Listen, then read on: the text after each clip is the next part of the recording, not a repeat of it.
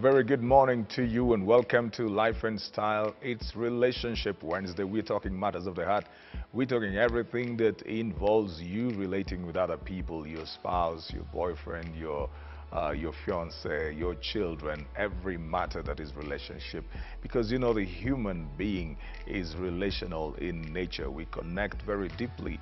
It's difficult to live life without people around you. Whichever way you look at it, you may call yourself all kinds of things, including an introvert, but somehow we all do relate. So this is the show for you. Remember to follow us at KTN_Life_ on both Twitter and Instagram, KTN Life and Style for Facebook. 22840 is our text message number. You could send us your views, your thoughts, topics that you want us to deal with. You could also send us questions that you have and we will respond to you. Get to us on our social media pages also, and in fact you could follow me too. If you have some questions, you need some clarification, at CJ Atemo, both for Twitter and Instagram, CJ Atemo for Facebook, and you get the help that you need. Converse with us. KTN Life and Style is the hashtag. Talk to Pastor Chris is the hashtag. So I'm your host, Chris J. Atemo, and I've got two gentlemen and one lady over here. Today I don't have the benefit of having an audience, but we're still coming to you from the Michael Joseph Center, Safaricom Headquarters 2, where you can come in if you're an upcoming artist and you need to have a gig, you need to have a launch, you need to do something. They offer this place for free to young people. You just need to get in touch, do your proposal, and then you never know, you may be given this space to use for free. I'm thinking of coming to do my video recording right over here, and because I know one of my guests is an online producer, he will market whatever I'm doing. Well, today we're going to talk about drugs and relationships. Wow. You know? Right. Okay. Wow. That's a good one. Yeah, because you know there's a lot of things that affect relationships, and most of the time when people are talking about building a solid relationship, they're mostly thinking about if you can build it, if you can make it affair proof, you'll have a good relationship. If there's nobody interfering, if it is married couples, they will talk about the extended family. If you can keep the in-laws in check, then you think you'll have a good relationship. But there are people who struggle with other issues that are internal within the relationship. Like you have a spouse who's battling with drugs or alcohol, and so there's no external interference per se, but then you have someone, you're living with somebody who's battling with things like drugs and alcohol. What do you think would be the effect of something like that? No, honestly, it's heartbreaking, Right. because funny enough, a conversation that I was having on air sometime was just about that. Right. And this was a sibling situation, where a sibling got angry at the sister because she quote unquote embarrassed her. So she had started doing drugs, and one night she didn't come home. So she called the friends of the sister, and the sister's phone wasn't going through, right? So the sister said, "You've embarrassed me, I don't want to speak to you," and all that, and she lost her friends. But she was happy because at least our marafiki wabaya waende. Right. But the drug issue was the main issue because it's so difficult to deal with, especially if it's an intimate setting, your sibling or your spouse. Right. Because now, with addiction, it's held almost as close as the relationship itself. Yes, yes. Because you're having a relationship with that very same thing. With the substance. Exactly, right. having a Right. relationship with the substance. So I think for me, like with all things, it has to be dealt with understanding and with uniqueness of the context and the situation. Right. If it's as a result of triggers that are there, for example, if they started doing drugs because they were going to certain places, address the triggers, have an honest conversation. Right. Have a conversation with the person and not at the person. Okay. That's, I think, something that's very essential. Right.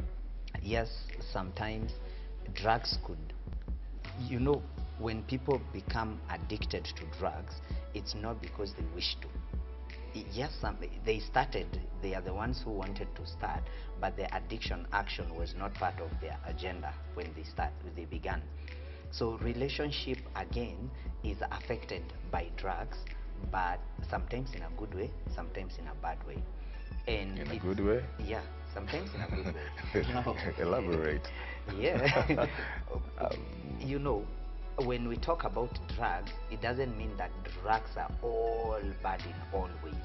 There are some times that drugs are good because What are we talking about? Which drugs are we talking about? I don't want I like don't want to medicine. mention like alcohol, probably, right? Alcohol, we may not judge the people who take alcohol, like say, you guys are doing the bad thing all the way, because there are even manufacturers who are allowed. There is the fact that those kind of drugs are allowed, it means it has some importance in a way to human nature. But then again, when it comes now to affect your relationship, now it becomes a bad thing, because it's now affecting you negatively. But if you really know how to manage and you have a spouse who understands what you're doing, then you can really walk together the journey of living and stopping using drugs, because your spouse can help you to stop using drugs more than anyone else. But again, when it comes to, say, husband-wife relationship, I'd advise, if your husband is, or the other partner, either the husband or the wife is an alcoholic or is addicted to drugs, number one, before you guys got together and decided, let's now begin this journey, you should have known, am I ready to be with him or be with her, being that he or she is addicted to something. If you knew it would affect you later, or it was not right with you, then you had a chance to back off, right? But now, at times you find that you guys have been together, and now the drug addiction comes in after. Right. See? But, so this means that you have to accept your spouse the way he or she is.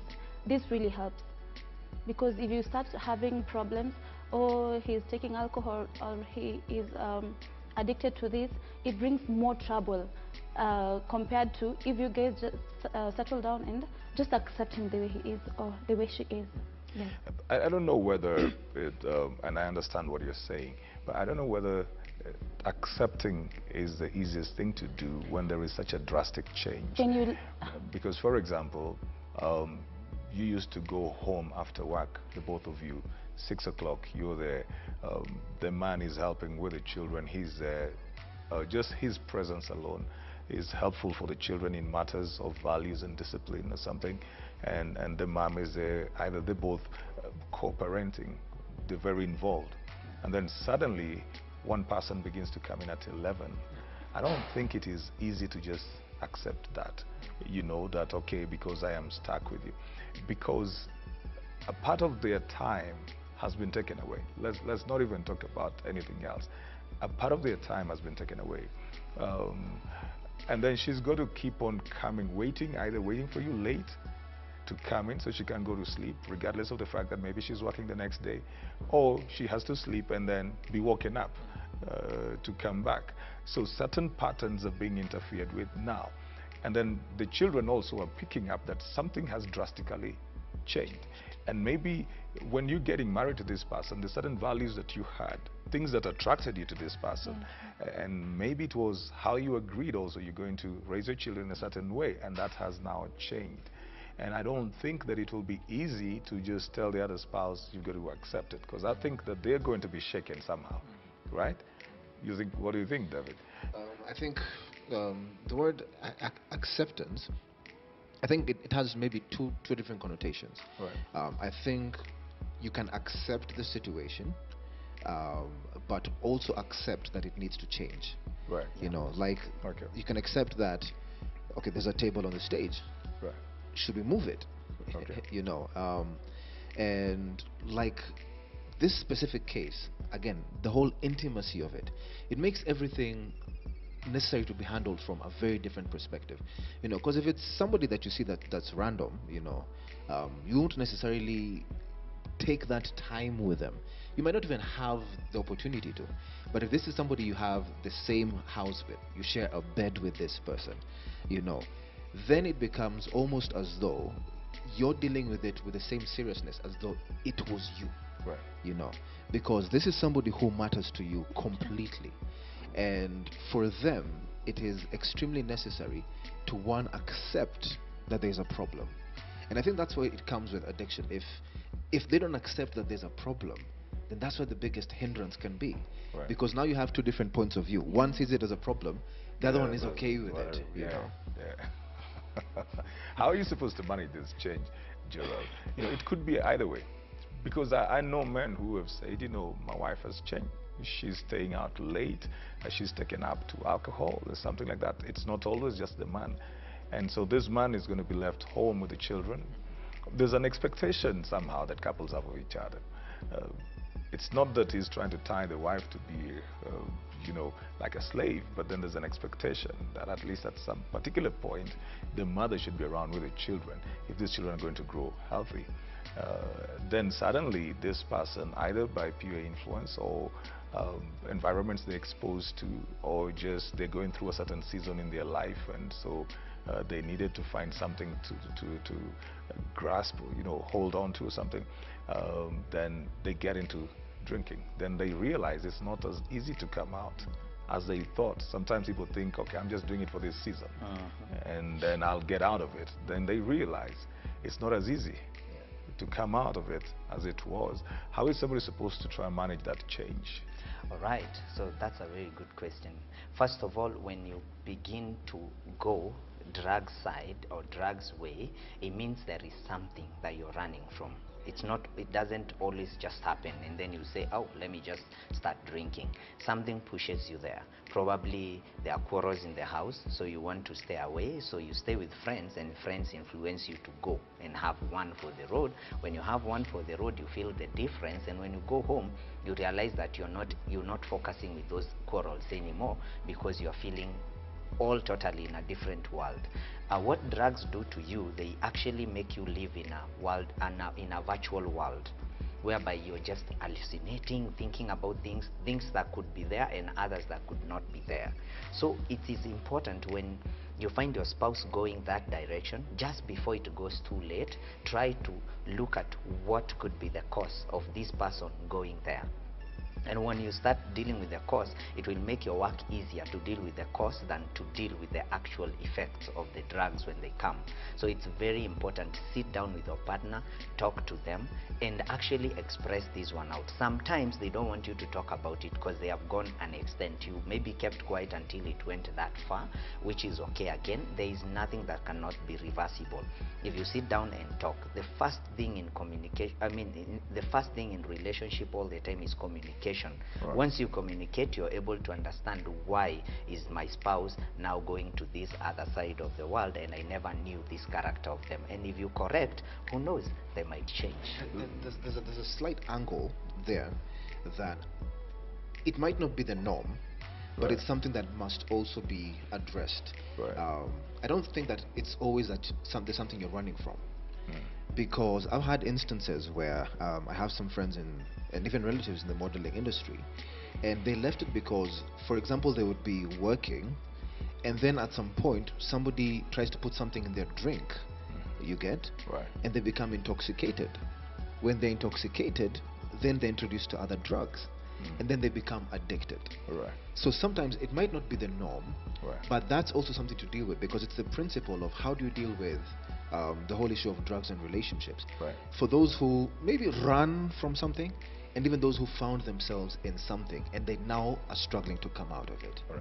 Yeah. What's the emotional, financial cost of that? Because I think it really comes at a cost. I did mention a bit about the issue of time, but if I've got to stay out, if I'm on drugs, for example, whatever it is, I need some money to get it. Yeah. And so when I'm in a relationship, you see, I'm going to get some money from somewhere. It may mean that there's certain obligations I will not fulfill. Even with alcohol, I may be taking money from my salary. The first thing I receive my salary, when I earn it, I'm thinking about going out. And sometimes then I ignore other responsibilities that I do have. How do we insulate ourselves against those kind of effects that come in? Yeah. So maybe before she comes there, I would say before she comes there, I would say you start by forgiveness. Forgive yourself for getting yourself there, because one Gerald. Yes, the first all right, I'll allow you to talk, because yes, I'm trying to understand thank you. The first step of dealing with an addiction is accepting and forgiving yourself first, because you are here, yes, you are addicted, yes, you're getting your salary, you want to go and to go out and drink and just drink. So first, forgive yourself for not being able to control your feelings of what you're feeling. Then learn how now to control those feelings. Yes, you're feeling like going, but there are other responsibilities, like Pastor Chris said. There are other responsibilities. Now, before you go into dealing with the responsibilities, deal with yourself within first, and then you can now involve other people that wish good for you. Remember, when you're an alcoholic, your wife doesn't wish good for you all the time. They actually wish that you find trouble when you're there so that you learn the hard way. They don't actually wish that you just everything should be okay. No, they wish that whenever you're going for that alcohol, something will happen and you learn, because again, you don't give them a room to help you change. But if you forgive yourself, you'll be able first of all to reflect and be able to get a space for someone to tell you something. And then when you open your hands and say, you know what, I want us to work on this. I'm addicted, it is true. You know, you have to accept, and then accept you are addicted, and then now go sit down and start working towards changing. Now, how do you even get there? How do you get to the place where you admit you have a problem? Because most of the people who are into alcohol or drugs, that's the hardest thing. Yeah, true. Because you find someone at times they have self-esteem issues, and you find, oh my God, am I sure I'm going to do this? See, maybe they got really negative feedback from, you cannot do it, you're an alcoholic already, you cannot do it. So I think it is a really long journey, because you have just to start changing your friends and make them, you know, if you had the But bad that's what I'm company. asking, Lynn, that how do I get to the place where I realize I have a problem with alcohol? What are the things I need to look at? And they begin to point to me like, look, you have a problem with alcohol, or you have a problem with drugs. Because that acceptance that we're talking about, for some people, that's the hardest place to come to, Yeah, true. where somebody is thinking, look, this thing is under control. Yet the outsider can see that that thing is in control. I think for me, the one thing that I've noticed, even from a personal experience, is sometimes the onus is on the person who has seen the problem. Right. And I remember I was sharing that I have a close friend who committed suicide, and it was a very painful thing for me, because this is a guy I loved, amazing guy, you know, amazing actor and director, and I just started having conversations with him. Just started like conversations that we're having right now, and asking them, are you really okay with this? You know, and they started going back to the root of why they're doing what they're doing. You know, but the onus had to be on me to address what I'm seeing, because there's this thing in premarital that's called blind self. You know, but it still applies where there's certain things you can't see about yourself. And it's not just with addiction or anything, just even in normal life, there's certain things you can't see about yourself. Right. So the onus, for me, if you love someone and you see that they have that problem, begin that conversation. Because sometimes they can't help themselves. Like this guy used to come and tell me to pick into his pocket to remove his cigarettes and crush them. He used to tell me, reach into my pocket, pour out the alcohol, and I used to do that. And he was good. And then he went back to the place of his trigger when we finished university. He went back to his home, his family, the very same environment where there was a problem, and he ended up committing suicide there. You know, so for me, address the issue if you see it, because the victim or the person who is going through it may not be fully capacitated to actually uplift themselves. How do you do this intervention? Because again, you know, not everybody will allow you to initiate intervention. There's some people you come to when they say, look, we need to talk, and they already have a wall. They'll allow you to talk about anything else, but if you just touch that area, because maybe somewhere else, you know, I may be a friend to Gerald, and he may be married, and he's already been taking the flak for it in his marriage, and so he's built this defense. So he's just thinking, I don't want anybody else talking to me about this, so we'll talk about everything else, but in the moment I'll bring up something like, man, I've realized that you're going off now. Then somebody just switches off, because again, there are people who withdraw even from their friends. When they're confronted over their behavior, they begin to withdraw. You'll see they're looking for new friends and stuff like that. How do you navigate around that? It's quite sad, but you see, at times, the more you talk to a person, even if it doesn't sink that very moment or the second or the third time, but eventually it will sink.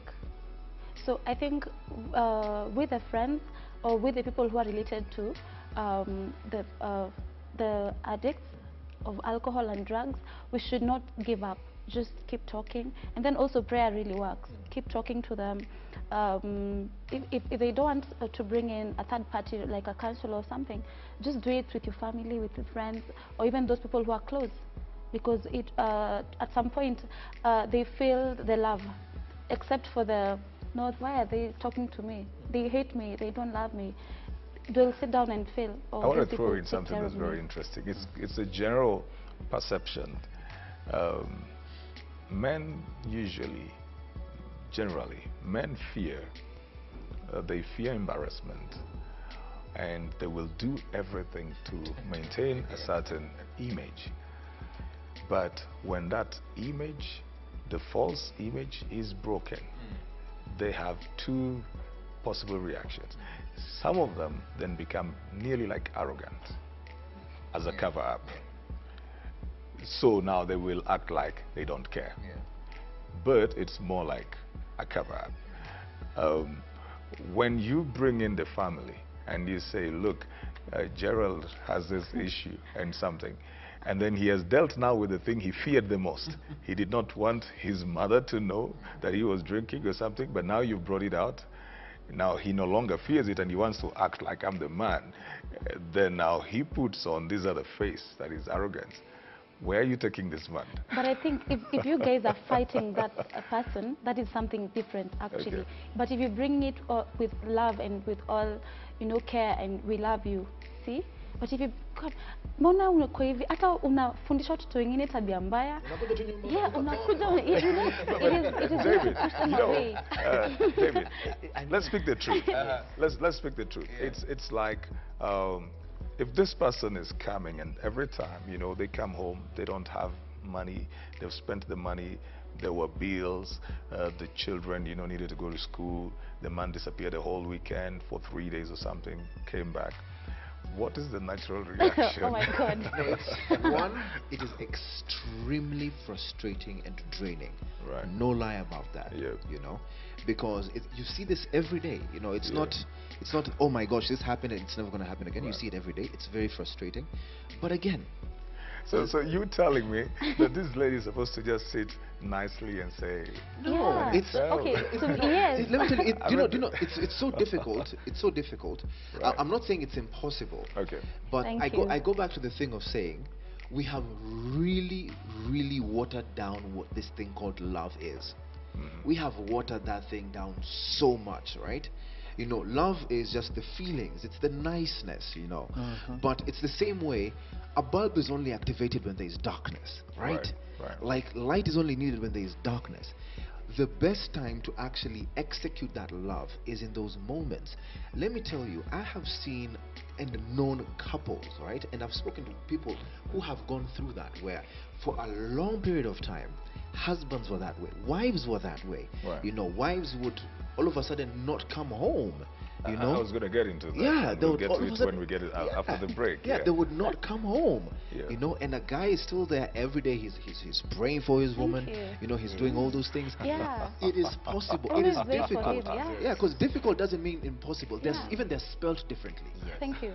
So if your husband, for women out there and cousins and sisters, and they have families, friends, close friends and all that, who are addicted, and your husband now comes home, goes for 2 weeks, the moment he's paid, just goes. Just wait for him. Wait for him when Your 2 okay. weeks like him. Yeah, listen, I'm very serious. I mean, about it. You wait for him. even Oh, you just see? 2 days is No. crazy. The days that he has I money, know. you And can't then they afford switch it. off the phone. But There are you those see, ones who it will switch bear off the fruit. phone. That will bear fruit. It will bear fruit because at one point he'll be like, okay, why am I doing this? And he'll come to you. He'll even break. He'll be like, why am I doing this? I love your Yeah, positivity, it will. but there are people who just, the people, they'll switch off their phones because they don't want to lie to their But he will spouse. come back. They don't want to. Or But you she see will come now, back. they will come back, but that is the draining part. The draining part is that there is a pattern. And this person does not see the effect of this pattern on their spouse. They will come back. But then the question is how long? Because the human being is progressive in nature. You don't want to have a child who's going to stay in diapers forever. Yeah, true. You want them to progress. So you do the potty training and all of that. At some stage, you want them to be able to go to the toilet by themselves. So you don't want to be policing an adult forever. Like after every 2-3 weeks or 1 week or something, they go off, switch off the phone, then they will come back, then I just accept it. Well, we'll come back to that when we come after the break. I want to hear your thoughts. I want to hear your views. Hashtag Kate in Life and Style. Hashtag Talk to Pastor Chris. We're just going on a very short break and we get back. What's the effect of drugs and alcohol on a relationship? How do we handle that? How do you help the person that is the main player, the protagonist? How do you help the person that is addicted? And how do you help the person that is dealing with somebody who's dealing with drugs or alcohol? Keep it right here. Don't go anywhere.